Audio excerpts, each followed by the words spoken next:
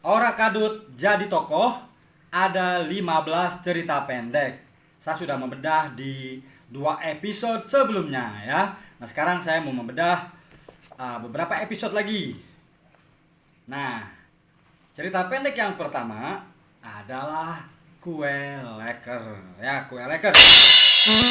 Penulis dan buku.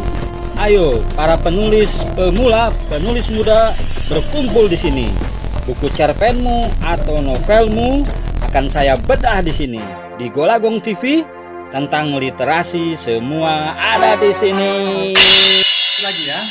Ini cerita pendek menurut beberapa ahli ya. Kalau kata HB Yasin, cerita pendek adalah cerita yang tidak mungkin 100 halaman, ya. Nah, kalau menurut Sumarjo, cerita pendek adalah cerita yang membatasi diri dalam salah satu unsurnya. Jadi cerita pendek itu membahas satu hal saja, membatasi diri, ya.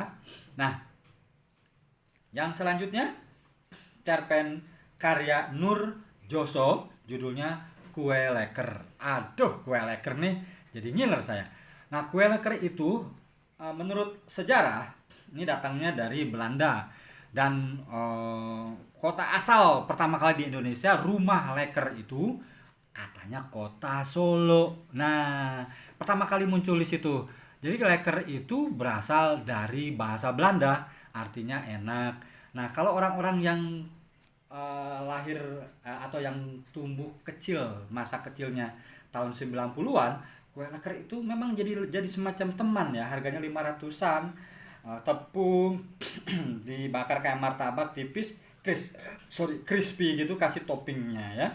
Ada topping dan biasanya di pinggir-pinggir jalan, di depan-depan sekolah. Sekarang udah naik kelas.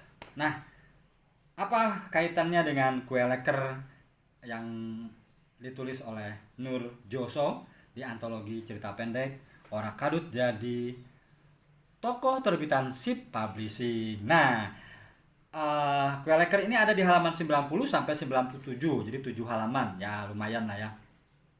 Nah, Kue Leker ini menceritakan tokoh namanya Sepuro. Ya, dia bersama istrinya jualan leker. Nah, karena situasi pandemi ini, akhirnya dia butuh modal. Ya, butuh modal, lalu dia pergi ke BUMD, ketemu Pak Kadesnya. Lalu dia bilang, saya butuh modal. Tapi kata Pak Kepala Kadesnya, nggak bisa kalau kamu dikasih modal, nanti semua orang datang pinjam. Jadi ini menarik nih dialognya. Nah, lantas buat apa bikin BUMD ya? Nah, kemudian dia teringat haji haji yang baik hati itu, haji ke Kiai Rofik ya. Jadi dia mau datang ke Kiai Rofik, tiba-tiba di tengah jalan dipanggil sama Haji Nur. Kata Haji Nur, ayo sini, ini ada dana dari Amil Zakat ya, ada dana dari Amil Zakat 10 juta, katanya ini cocok lah untuk modal masker. Nah, jadi di cerita ini message-nya bahwa jika berbuat baik memang pada akhirnya selalu ada solusi dari Tuhan, dari Allah Subhanahu wa taala, yaitu Haji Nur tadi. Ya, Sepuro bilang di endingnya, dari mana Pak Haji tahu kalau saya butuh modal untuk membuat masker? Tanya Sepuro keheranan. Sudahlah Kang, kata Kiai Nur. Kata Haji Nur, itu tidak penting. Semoga ikhtiar Kang Sepuro selalu mendapat kemudahan, kata Haji Nur sambil memeluk Sepuro untuk kedua kali. Untuk yang kesekian kali air mata guru mengaji itu meleleh. Namun kali ini bukan karena kesedihan, melainkan karena tangis bahagia dan haru. Jadi Sepuro dan guru ngaji itu berpelukan, jadi modal dikucurkan. Nah, saya ingin membahas cara berceritanya. Saya ada catatan bahwa di dalam cerpen Kue Leker ini Nur Joso terlalu banyak memberitahu, telling, jadi menjejali informasi-informasi kepada para pembaca. Jadi kesannya seperti laporan berita, ya. Waktu awal udah bagus di sini. Dialog dibuka dengan dialog. Biarlah Upik dibawa Simbo, Kang, kata istrinya. Insya Allah kalau cuma ngeragati sekolah Upik saja Simbo tidak keberatan. Nah, si Sepuro ini sedang masalah ekonomi karena COVID-19. Hanya saja setelah itu berapa halaman nih? Terus telling ya, mendominasi. Jadi pembaca diberitahu, mulai ada lagi di dialog di 2 halaman terakhir. Tapi sebetulnya message-nya ini bagus ya, bahwa jika kamu berbuat baik, nanti kesulitanmu itu selalu akan ada yang menolong. Nah, buat Nurjoso, coba cerita pendek ini bikin lagi versi keduanya ya. Bikin versi keduanya, di karakter tokohnya diperkuat, misalnya ketika dia jualan si kue lekernya itu, lalu anak-anaknya yang beli sedikit, kemudian istrinya memberitahu bahwa yuk kita ganti saja misalnya hijrah bisnis masker. Ada dialog-dialog seperti itu. Tapi ini sekedar saran saja ya. Dan saya memang serius nih ngasih sarannya, harus mencoba berbagai teknik menulis cerita pendek. Jadi ini sudah satu cara, coba cara lain kalau ingin maju begitu. Nurjoso ini lahir di Ngawi 2 Maret 1973, beda 10 tahun dengan saya ya. Nah, pengalaman menulisnya penulis lepas di media elektronik dan penggiat pemberdayaan masyarakat. Oke, sip. Jadi latar belakangnya memang nih di lembaga Amil Zakat. Jadi dia menulis apa yang dia tahu dan dia kenal.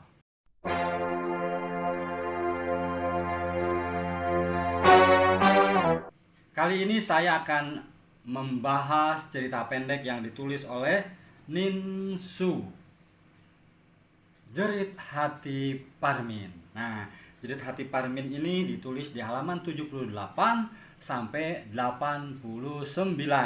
Ada 11 halaman. Ini cukup lumayan panjang juga ya. Saya sih menyarankan cerita pendek itu sekitar 5-6 halaman ya. Kalau ditulis, biasanya saya kalau menulis cerita pendek 1 spasi itu sekitar 3 halaman atau 2,5 halaman ya. Karena pembaca sekarang selalu tergesa-gesa, ingin cerita pendek itu cepat, dinamis, sambil bacanya juga di jalan, kadang-kala sambil melakukan sesuatu. Nah, Jerit Hati Parmin ini saya menemukan sesuatu yang sebetulnya bisa lebih baik. Cerita pendek ini dengan point of view Parmin, tukang ngurus jenazah, dengan setting waktu sekarang, setting cerita COVID-19. Nah, sinopsisnya adalah Parmin selalu pulang pergi dari rumah sakit ke pemakaman, Sementara itu di plot yang lain, orang tua atau mertua dari istrinya selalu menyindir-nyindir. Jangan-jangan ngurus saya. Di endingnya memang si mertuanya itu meninggal dan Parmin merasa sedih. Nah, ada satu peristiwa, Parmin dengan teman-temannya membawa ambulan, kemudian macet. Hal yang terjadi seperti sekarang ini, yang kata Plato mimesis, tiruan dari peristiwa sekarang ya, peristiwa sehari-hari maksud saya. Nah, lalu mereka merasa sedih gitu. Bisa nggak sih kalian ini di rumah gitu loh, lockdown, biar kami ngurus jenazahnya itu nggak susah gitu. Di Jakarta atau di beberapa, tapi Jakarta lah, ini representasi Jakarta, sering terjadi seperti itu. Nah, terus Parmin dengan teman-temannya itu mencari jalan alternatif, tiba-tiba dicegat oleh penduduk bertampang preman, nggak boleh lewat. Nah, tanpa diduga ada serombongan tentara memakai motor membuka barikade itu, dan mereka bilang bahwa yang meninggal itu adalah teman dia, tapi bukan tentara. Dia tahu yang dikubur itu sipil dan dia merasa harus membantu karena si orang sipil itu dikenal sebagai orang yang baik. Lalu masyarakat yang menghalangi itu kemudian tidak mampu apa-apa karena melawan tentara, lalu penguburan itu selesai. Nah, maksud saya yang menurut saya yang paling bagus itu harusnya Parmin itu fokus antara konflik dirinya dan mertuanya. Nah, ini yang disebut digresi lanturan. Jadi kesana kemari. Padahal kalau di awal dibangun bahwa Parmin itu memang tiba-tiba mertuanya meninggal, lalu dia harus mengantar, lalu dicegat oleh masyarakat, dan tentara itu membuka jalan, dan tentara itu bilang bahwa mertua Parmin itu adalah orang yang baik. Nah, seperti itu mestinya cerita pendek itu fokus ke situ, ke konflik, tokoh konflik ending. Nah, jadi kesannya si mertua ini yang sebetulnya berpeluang untuk jadi pemain atau tokoh utama dengan Parmin jadi tempelan.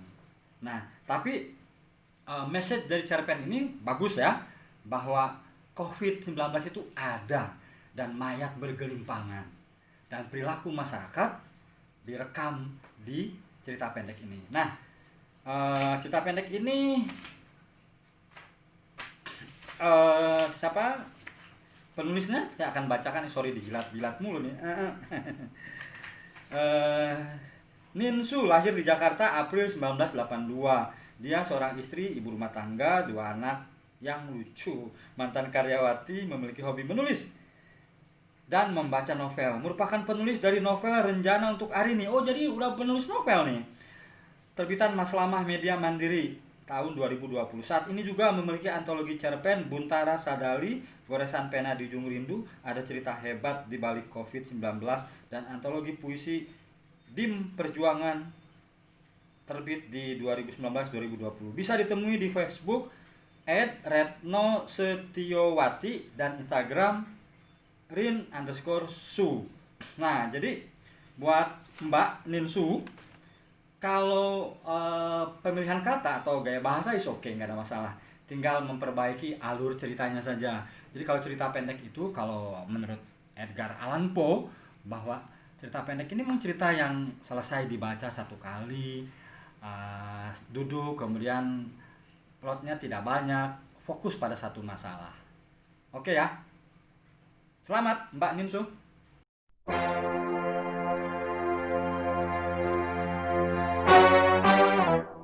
Saya jadi ingat almarhum Didi Kempot, Ambyar. Nah, ini judulnya Ambyarnya Pernikahan Dini. Nah, jadi ketika saya baca ini sudah diberitahu tuh sama si penulis, ambyarnya pernikahan dini. Berarti pernikahannya sudah ambyar. Nah, kalimat awalnya dibuka, siang ini langit tidak seperti biasa, mendung semendung hatiku yang sedih. Point of view-nya aku ya. Kalau tadi yang 2 itu Parmin dan satu lagi itu siapa? Sepuro apa Separ? Ya, Sepuro. Jadi yang pertama itu Parmin si penggali kubur, yang kedua Sepuro penjual leker. Di sini ambyarnya pernikahan dini, tapi point of view-nya aku. Jadi aku ini berarti dini ya. Nah, siang ini langit tidak seperti biasa, mendung semendung hatiku yang sedih. Baru semester awal perkuliahan, lagi senang-senangnya kuliah, ada kabar yang membuat hatiku sesak. Nah, dari diksi kelihatan ini tidak baku bahasanya. Dalam cerita pendek itu sebetulnya lebih bagus narasi atau deskripsi itu dibangun dengan bahasa Indonesia yang baik dan benar. Nah, di dalam dialog lah kemudian karakter dibangun dengan dialog khas masing-masing latar belakang sosial budaya si para tokohnya. Nah, jadi aku disuruh nenek untuk pulang ke Indramayu, kota kelahiran ayahku. Bukan karena nenek atau kakek sakit, tapi ada kabar anak Pak Lurah datang mau melamar, namanya Hendra. Jadi si aku ini Dini mau dilamar sama Hendra. Nah, ambyar ini dimulai halaman 100, selesai halaman 111, jadi 11 halaman. Jadi aku ini dijodohkan, sinopsisnya ibu yang ternyata, jadi dia itu broken home lah si aku ini, Dini ini. Dirawat sama kakek neneknya di Indramayu Aji Barang. Ayahnya berselingkuh. Setelah kuliah dibiayai oleh Pak D-nya kalau nggak salah.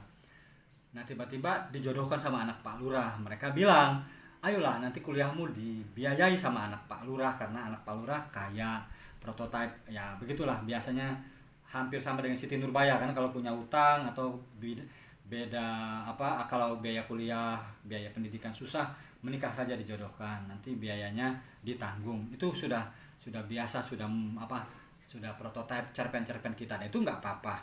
Nah, hanya ini catatan saya. Ketika dia pulang ke Indramayu, lalu dia flashback si aku ini.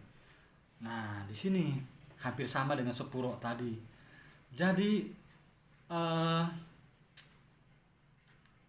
bertuturnya itu pembaca di penulis menjejali informasi ke pembaca.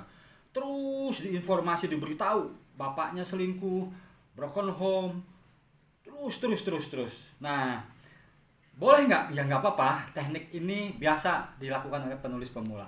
Telling ya, nggak apa-apa. Saya seperti tadi cerpen leker tadi, kue leker. Nanti cobain lagi teknik menulis yang kedua ya. Nah, lalu ada babak baru. Jadi ada beberapa babak di sini. Nah,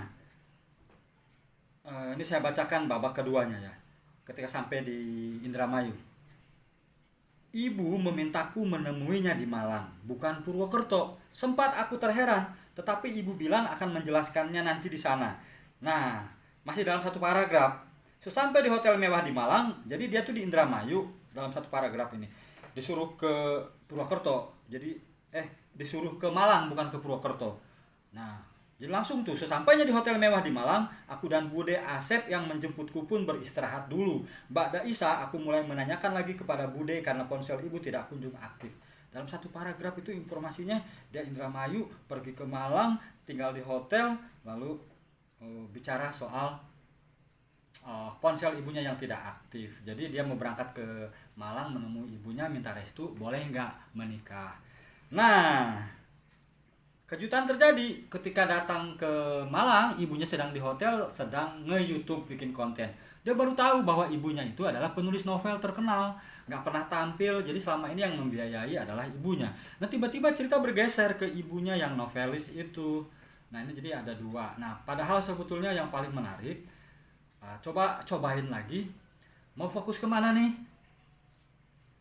Ya, fokus ke ibunya kah? Atau fokus ke ambiarnya tadi pernikahan? Boleh nggak sih ini dua cerita? Ya boleh, nggak apa-apa. Tapi menurut saya sayang. Ya.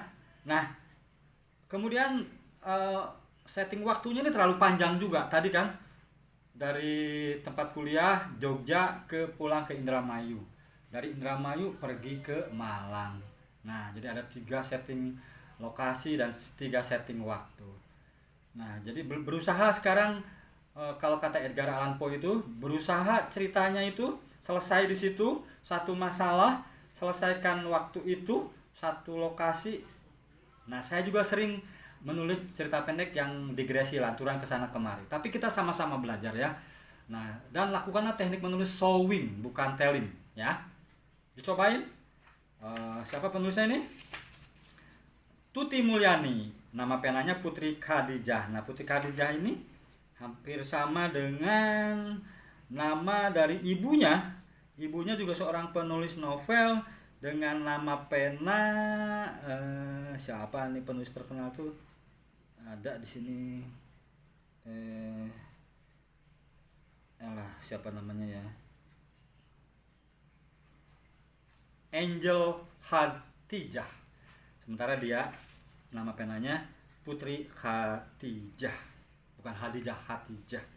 Dia lahir tinggalnya di Sumbang, Desa Sumbang, Baturaden. Ini buku kedua. Dia YouTubers, vlognya Tuti Mulyani Vlog. Oke, message-nya tetap bagus bagaimana komunikasi antara orang tua dan anak.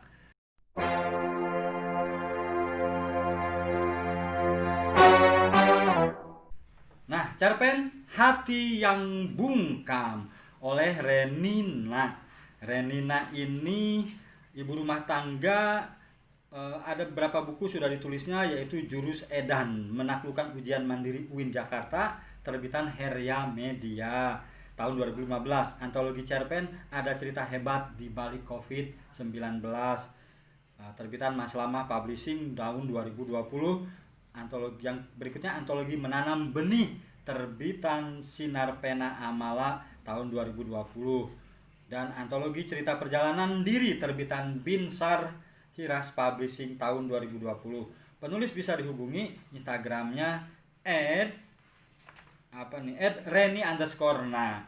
Oke, ini luar biasa ya penerbit-penerbit indie ini.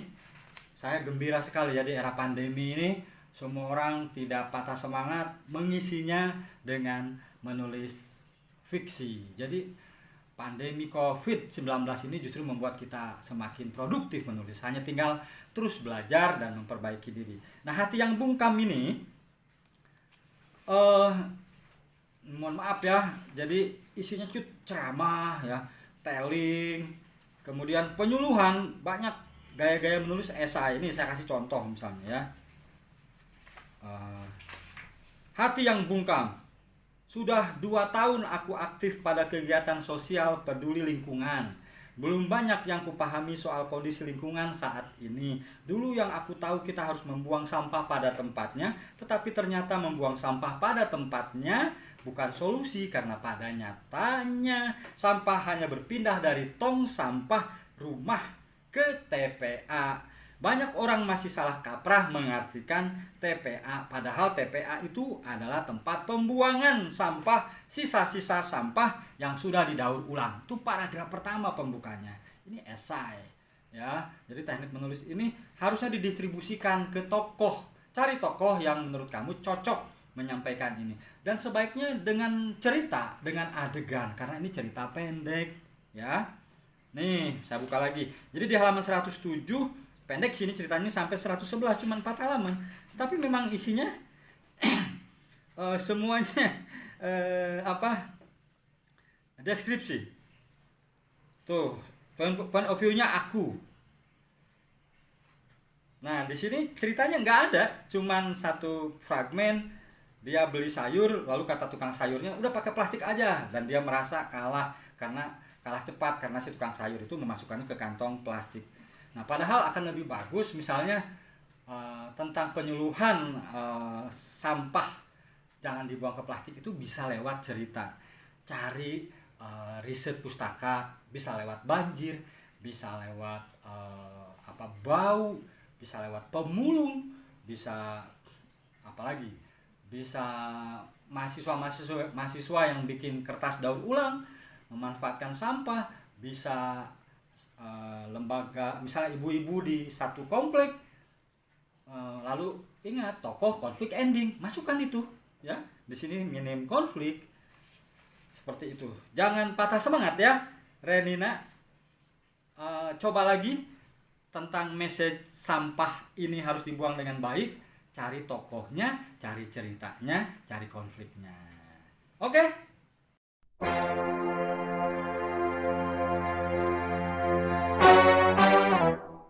Sahabat Golagong TV, sudah 3 episode Ora Kadut Jadi Tokoh, antologi cerita pendek terbitan Si Publishing sudah saya bahas.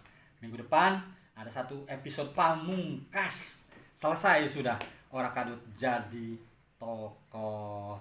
Nah, jika ada yang ingin mengirimkan antologi cerita pendek komunitas atau sendiri, tunggal, atau novel, kirim ke Golagong TV. Alamatnya Komplek Hegar Alam, nomor 40, Serang 42118, Banten.